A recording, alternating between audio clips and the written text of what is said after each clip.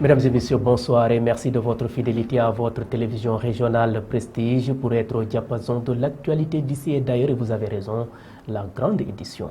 Au sommaire préparatif de la 143e édition du Gamou annuel de Thiénaba, un comité départemental de développement CDD s'est tenu ce mercredi à la sous-préfecture de Thiès. Objectif est statué pour un bon déroulement de cet événement religieux. Rien ne va plus entre l'usine de fabrication de farine de poisson et les habitants de Kayar. Ces derniers ont battu le macadam ce week-end pour exiger la fermeture de l'usine. Et puis la 14e législature sera installée le 12 septembre prochain selon un décret du chef de l'État Macky Sall. Le suivi de l'actualité internationale et la page sportive mettront à terme à ce rendez-vous d'information. Merci de votre fidélité. Le développement, c'est après ceci.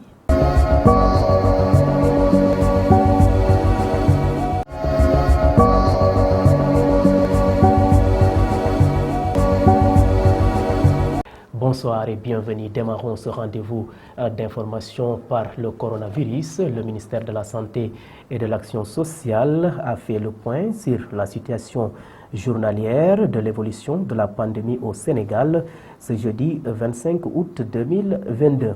Sur 698 tests réalisés, 16 sont revenus positifs. 25 patients hospitalisés ont été contrôlés négatifs et déclarés guéris. Un cas grave a été pris en charge dans les services de réanimation des hôpitaux. Aucun décès n'a été enregistré ce mercredi 24 août 2022. L'état de santé des autres patients reste stable. Je vous le disais en titre, prévu au mois d'octobre prochain, la 143e édition du Gamou de Thiénaba se prépare activement.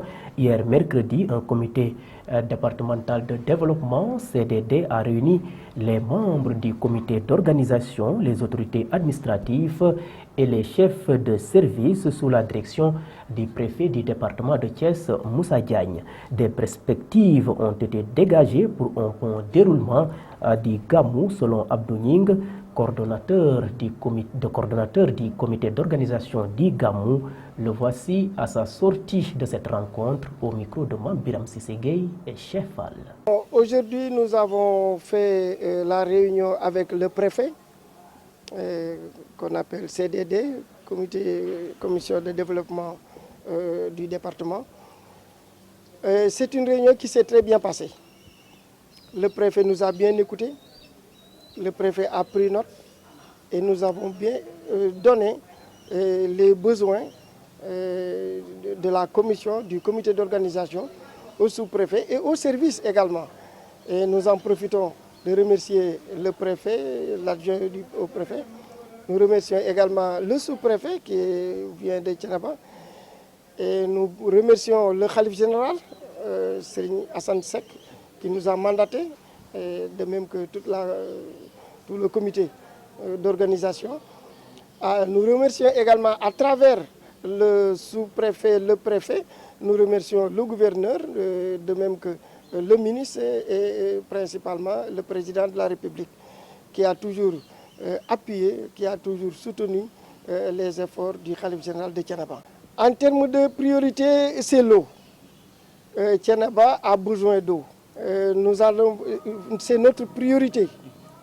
Nous avons besoin de l'eau, nous avons besoin de l'eau et nous avons encore besoin de l'eau. Donc, c'est notre priorité, c'est la première des choses que nous avons sollicitées et nous faisons des efforts parce que vous savez que Thiénaba a des difficultés avec ses forages. Or, le ministre, l'État se prépare à trouver des solutions. Restons toujours dans ce CDD. Le préfet du département de Thiès a pris bonne note sur les interpellations du comité et a assuré que des dispositions seront prises pour accompagner la cité religieuse de Thiénaba. Moussa Diagne, le préfet de Thiès, au micro de Mambiram Sissegei et Chefal. Nous sommes arrivés au terme de cette réunion consacrée aux préparatifs du Gamou annuel de Thiénaba. Une réunion qui a durer 3 heures d'horloge, mais utilement menée, enrichie par la qualité, n'est-ce pas, des interventions. C'était une réunion qui nous a permis en tout cas de croiser les regards entre l'administration départementale et le comité d'organisation, qui, pour relayer, pour exposer, n'est-ce pas, les préoccupations, les besoins dont la satisfaction est nécessaire pour que nous puissions réussir justement cet événement majeur. Qui pour écouter, pour recueillir, mais également pour s'engager et de tout mettre en œuvre pour que ces besoins et ces préoccupations-là puissent véritablement être satisfaits. C'est ainsi que nous avons fait le tour de la question, secteur après secteur, en commençant évidemment par le secteur de la santé, qui est un secteur vital. Et l'abordant, nous avons bien écouté les préoccupations que le médecin-chef de district a bien, en tout cas, apprécié et qui s'est engagé pour les relayer à qui de droit. C'est ainsi qu'on a également abordé le secteur de l'hydraulique parce que nous sommes dans un contexte marqué par des difficultés en termes d'approvisionnement en eau au niveau de la commune de Thiénaba et environ, précisément, difficultés occasionnées par une panne observée au niveau du forage F2. Parlons société cap maintenant à Kayar dans le Diender. Le collectif Tahaou Kayar a investi les riz ce week-end pour réclamer la fermeture de l'usine Barna Sénégal qui fabrique de la farine et de l'huile de poisson. Selon les habitants de la localité, l'usine est accusée de dégrader l'environnement et le cadre de vie à travers une odeur nauséabonde distillée par les cheminées. Mamadou Ley, le porte-parole du collectif Tahaou Kayar, explique. Nous l'écoutons. Aujourd'hui, nous sommes face à un danger public que constitue Barna à travers ses émissions de fumée nauséabonde, mais aussi de déversement d'eau usée sur le sol kayarois. Ça encourage la surpêche. Et pourtant, le collectif avait alerté depuis 2018 lors de son implantation, car connaissant les risques et les dangers. Oui. Et au cours de ces dénonciations, beaucoup de nos camarades ont été emprisonnés, notamment Mamoudouba. Et ça entre dans le cadre de l'intimidation. N'est-ce pas la Constitution qui nous garantit un environnement sain? N'est-ce pas le code de l'environnement et le code de l'hygiène? Donc nous allons ester en justice pour que justice soit faite et que ces genres d'usines ne prolifèrent plus au niveau du Sénégal. Restons toujours à Kayar. Le directeur général de l'usine Barna Sénégal, Babacar Diallo, a apporté sa part de vérité. Selon lui, ça fait presque 6 ans qu'il parle de l'existence du projet et pourtant l'usine remplit les critères de fonctionnement et il ne compte pas céder face à la manipulation. Babacar Diallo, que je vous propose de suivre. C'était juste pour dérouler ce qu'ils ont perdu d'avance. Parce que ça fait 6 ans qu'ils parlent. Il n'y avait pas l'existence du projet. Et ils ont tout perdu. Maintenant, ils se collent derrière des familles qui ont des peines. Au lieu de leur dire la vérité, de leur dire que Barna Sénégal a été cambriolé, les enquêteurs, la gendarmerie est venue, elle a fait son boulot. Et que ces gendarmes, quand ils ont arrêté ces gens, au lieu de prendre des avocats, au lieu d'aller vers le dossier au niveau du juge d'instruction, non, ils leur disent en bonne et due forme que c'est Barna Sénégal, c'est le DG qui les a mis en prison. C'est normal qu'ils se manifestent, c'est normal qu'ils viennent pour que je libère leurs enfants. Et malheureusement, je ne suis pas ni de près ni de loin sur ce dossier et je n'en sais absolument rien. Et à présent, parlons politique. Dans cette édition, l'Assemblée nationale sera installée le 12 septembre prochain, selon un décret du président de la République Macky Sall, publié ce mercredi.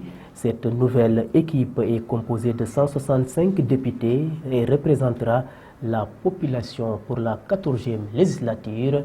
Synthèse à Yaramsek. À travers un décret signé mercredi, le président de la République Macky Sall a fixé la date d'ouverture de la première session de l'Assemblée nationale nouvellement élue. Il est annoncé dans ce document que les 165 députés de la 14e législature sont convoqués le lundi 12 septembre 2022 à 10h. À rappeler que la coalition Benno Bokk Yakaar a obtenu 82 sièges à l'issue du scrutin législatif du 31 juillet dernier. Elle est suivie de Yewwi Askan Wi avec 56 députés et Wallu Sénégal qui s'est adjugé 24 députés. Les coalitions Bokk Gis Gis Liggéey Aar Sénégal et MPR Les Serviteurs ont chacune un député. Mais, lors d'un point de presse, l'ancien maire de Dakar, Pape Diop de Bokk Gis Gis, a annoncé qu'il allait se joindre au groupe parlementaire qui sera mis sur pied par la coalition présidentielle.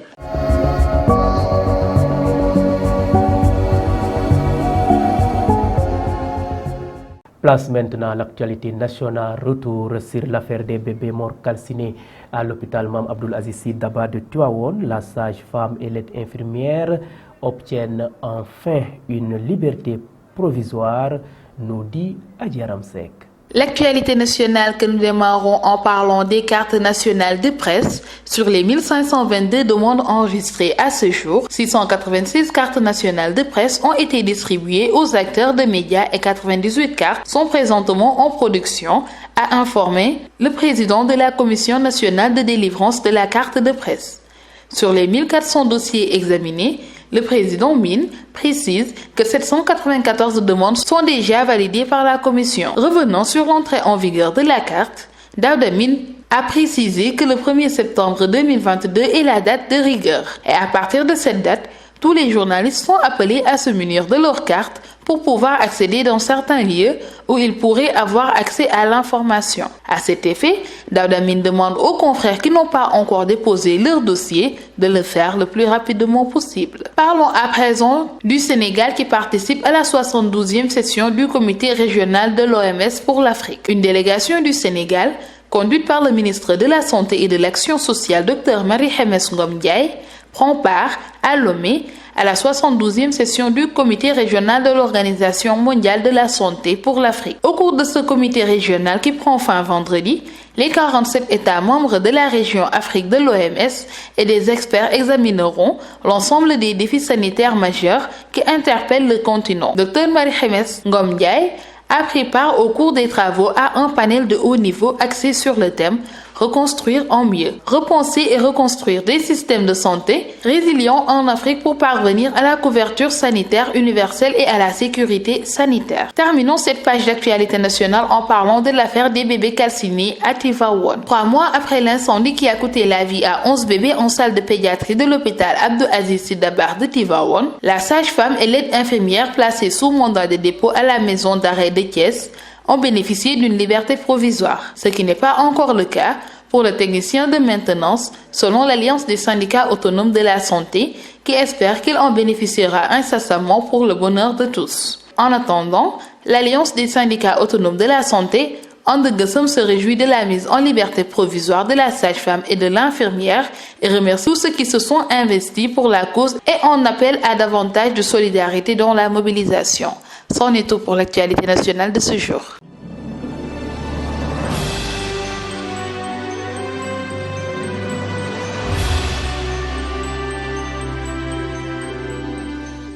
Le président français Emmanuel Macron est en visite ce jeudi en Algérie, une visite sous haute tension pour apaiser les contentieux entre Paris et Alger. L'actualité internationale porte la signature de Ramatoulaye Cissé. Démarrons l'actualité internationale au Nigeria. 2 organisations ont déposé une plainte ce mercredi au Nigeria visant à la fois la Commission nationale de l'audiovisuel NBC et le président Muhammadu Buhari pour empêcher la fermeture de plus de 50 stations de radio et de chaînes de télévision dans le pays. Le régulateur a expliqué que celles-ci se trouvent dans l'illégalité car elles n'ont pas renouvelé leur autorisation de diffusion et leur a posé un ultimatum. Emmanuel Macron se rend en Algérie ce jeudi 25 août pour une visite de 3 jours à l'invitation du président algérien Abdelmadjid Tebboune. C'est sa deuxième visite en tant que chef de l'État et il sera accompagné d'une large délégation d'environ 90 personnes. Avec cette visite, le chef de l'État français espère tourner la page d'une séquence difficile dans les relations entre les deux pays et se projeter vers l'avenir. Le chef de l'État français rencontrera notamment de jeunes entrepreneurs. L'objectif affiché est de poser un socle pour refonder la relation et parler d'avenir et pas seulement de la question mémorielle, même si le président souhaite poursuivre le travail d'apaisement des mémoires engagées en France avec le rapport Stora. Et enfin, une fois de plus, le Conseil de sécurité de l'ONU s'est réuni pour parler des inquiétudes autour de la guerre en Ukraine.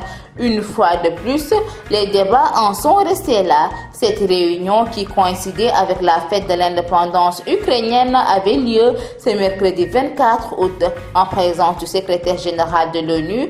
De retour d'Ukraine, Antonio Guterres a présenté son rapport sur la situation aux membres du Conseil.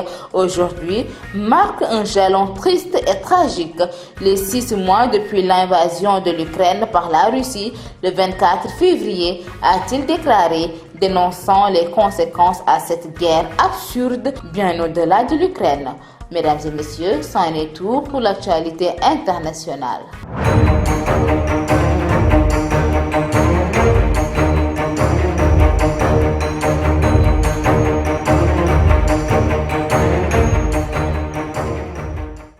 Bouclons par une note sportive en vue de la confrontation Sénégal-Guinée prévue le 27 août prochain au stade Maître Abdoulaye Wade de Diamniadio. Le sélectionneur de l'équipe nationale locale, Pape Thiaw, a fait appel à 3 renforts. L'actualité sportive, c'est l'affaire de Fatou Fall Gueye. Démarrons les actualités sportives avec la lutte. Après leur duel en juin 2012, Bombardier et Tapha Tine vont s'affronter à nouveau. La date a été dévoilée par le promoteur Alioune Gueye, promoteur du dit combat. Le patron de Lune Production nous informe que la date du dimanche 12 février 2023 est déjà calée pour ce remake des plus attendus. Et Alioune Gueye de nous préciser qu'il s'est déjà rendu au CNG pour ce. Alors, si tout se passe bien, cette confrontation devra se tenir seulement une semaine après le combat Gris-Bordeaux Ama Baldé, prévu le 5 février 2023 par le promoteur Ibrahima Diop. Ensuite, Sénégal-Guinée, Pape Thiaw appelle en renfort 3 joueurs.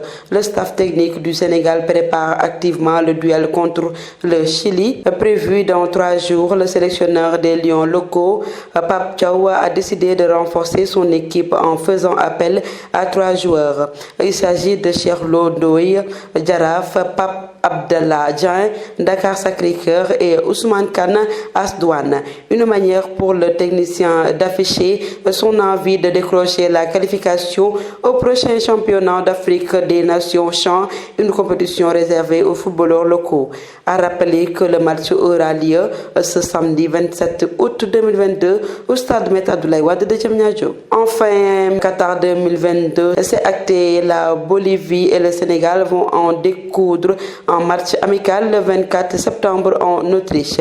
L'information a été confirmée par la Fédération bolivienne de football. La Bolivie, 81e nation au classement FIFA, non qualifiée pour le mondial 2022, affronte la formation sénégalaise en match amical. Ce sera la deuxième fois que les deux équipes s'affrontent. Avant le mondial 2002, les deux nations avaient également disputé un match amical. Les Lions avaient pris le dessous de 2-1 grâce à des buts de Foupa Bouba Diop et Mamadou Niang. C'était tout pour les actualités sportives. Merci à vous donc Fatou Fall Gueye. Cette note sportive met à terme à ce rendez-vous d'information. C'était le journal de ce vendredi 25 août 2022. Vous étiez très nombreux à nous suivre à l'étranger grâce au réseau IPTV. D'autres optent pour nos différentes plateformes, à savoir le site d'information www.prestigechess.com, les pages YouTube et Facebook Live de Prestige. En tout cas, chaque jour, vous nous confirmez votre fidélité et cela nous fait énormément plaisir. Merci à vous tous et bonne fin de soirée.